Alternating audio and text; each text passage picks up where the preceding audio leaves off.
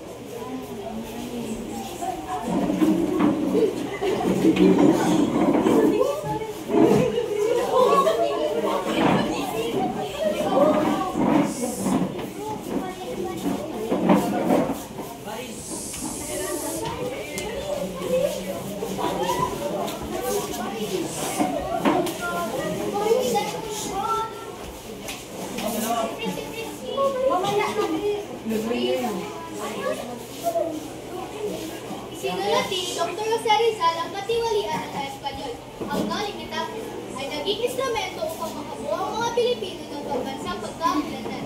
Sa mapayapa at hindi tuwirang paraan, ang aklat na ito ay nakaimpluwensya sa mga revolusyong inunusad ng mga Pilipino. Samantala, ang El Filibusterismo naman ay isang nobelang pangpolitika na nagpadama at lumisip sa nag-aalab na hangarin ng mga Pilipino. Matamo ang tunay na kalayaan.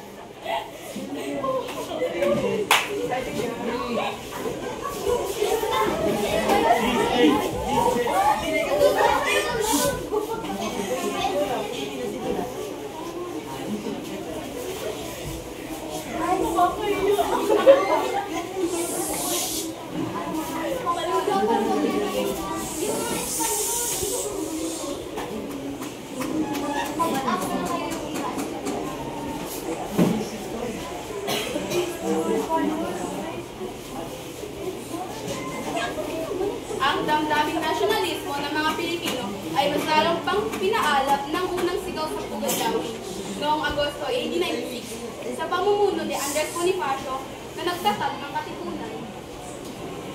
Ilabas ninyo ang inyong mga sedula! Pagmasdan ninyo ang munting papel na umalipin sa ating lahat. Kailangan na natin makasin ang ilang daan na taong pananakop ng mga Espanyol. Ulang man dahil sa sandata, mas malakas man ang panirap ng Kastila. Lalaban tayo hanggang sa uli. Punilipin ang sedula.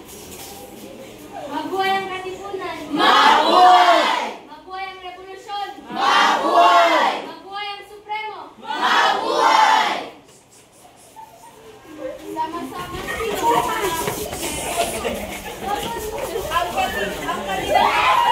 ang papel na tanda ng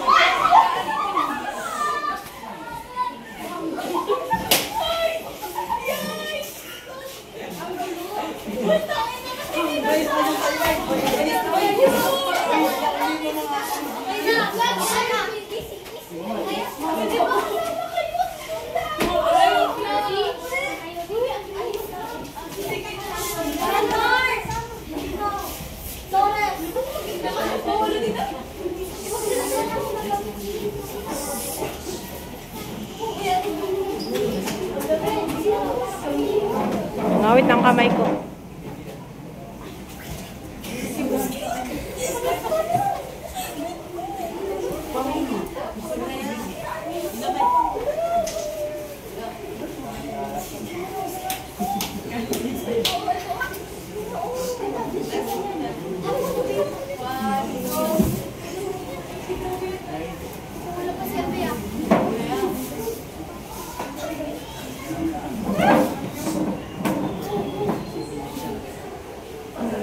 Pangulo, nasa likod ninyo!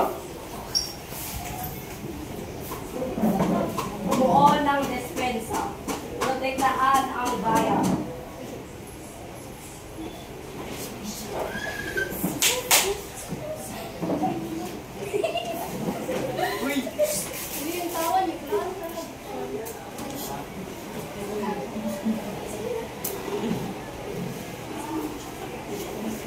Manuel, sama tayo sa laban na to.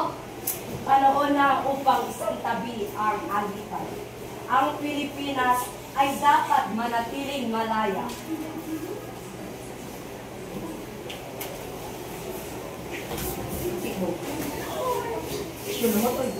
Manuel! Manuel!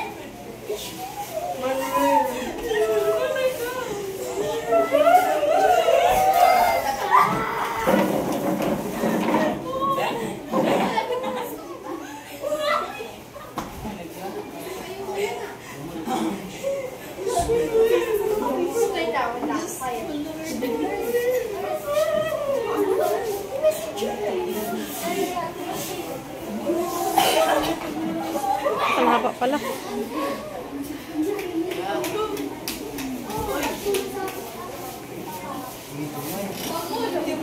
Pahinga na po. Sapat na po ang inyong ginagawa. Bukas ay ang pahinga ay bukas. Ngunit ang pangarap dapat mabuhay.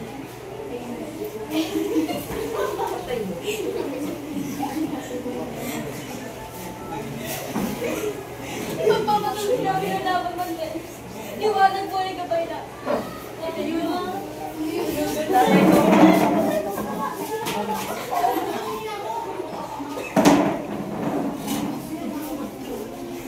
Ang mamahayag ay nagsusulan, itinala ang lahat. Tahimik na nakatayo ang mga sundalo at kalyado. Ang taga-alagas ay nagdarasal. Boses ni Quezon, mahina, ngunit matatag. Pilipinas, mapagkailanman. Malaya, tagdaan, tapang,